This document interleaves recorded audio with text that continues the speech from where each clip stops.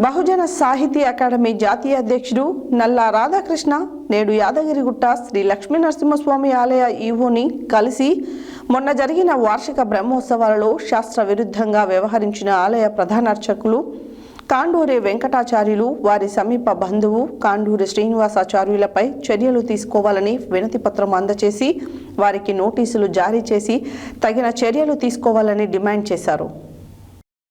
తెలంగాణ రాష్ట్రంలో అతిపెద్ద ఆలయంగా విరజిల్లుతున్న యాదగిరిగుట్ట శ్రీ లక్ష్మీ నరసింహస్వామి ఆలయం.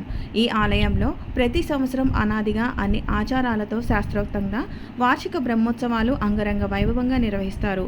కానీ ఈ సంవత్సరం ప్రధాన అర్చకులు కాండూరి వెంకటాచార్యులు మాత్రం శాస్త్రానికి విరుద్ధంగా స్వామివారి కళ్యాణం నిర్వహించారని, అందుకు తగిన చర్యలు వారిపై వారి అర్చకులు కాండూరి శ్రీనివాసాచార్యులపై చర్యలు తీసుకోవాలని ఆలయ ఈవో భవానీ శంకర్ను కలిసి డిమాండ్ చేస్తూ బహుజన సాహితీ అకాడమీ జాతీయ అధ్యక్షుడు నల్ల రాధాకృష్ణ స్వామి వినతి పత్రం అందజేశారు.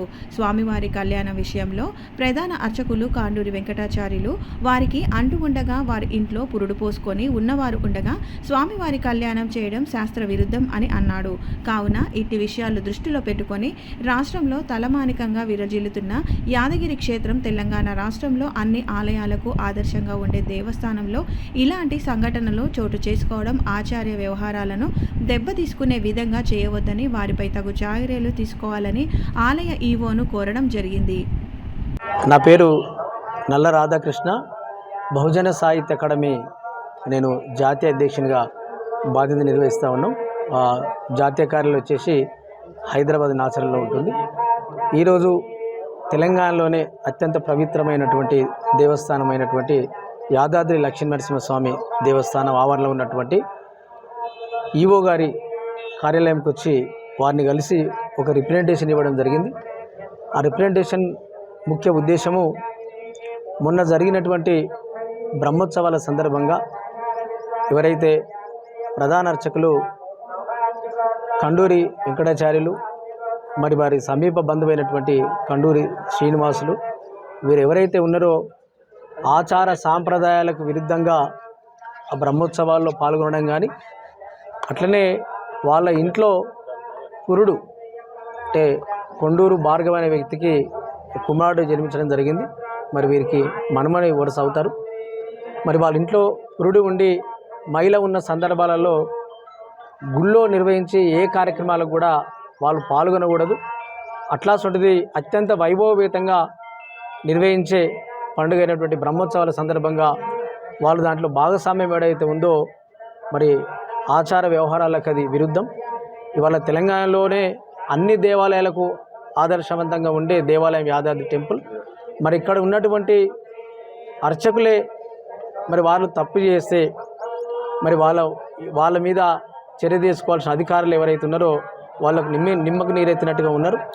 మరి ఇది చాలా బాధాకరం, విచారకరం. తక్షణమే దానిపైన విచారణ జరిపి ఎంక్వైరీ చేసి మరి ఎవరైతే దానికి ముందుండి నడిచినరో వాళ్ళను సస్పెండ్ చేసి ఒక రిటైర్డ్ జడ్జి చేత విచారణ జరిపించాలని చెప్పేసి ఈ సందర్భంగా మేము డిమాండ్ చేస్తూ ఉన్నాం. మరి మేము ఈవో గారిని కలవడమే కాదు, రేపు ఉదయం సోమవారం నాడు దేవాదాయ కమిషనర్ను కూడా అపాయింట్మెంట్ తీసుకున్నాం. మరి రేపు వారిని కూడా కలిసి ఒక రిప్రజెంటేషన్ ఇవ్వబోతూ ఉన్నాం.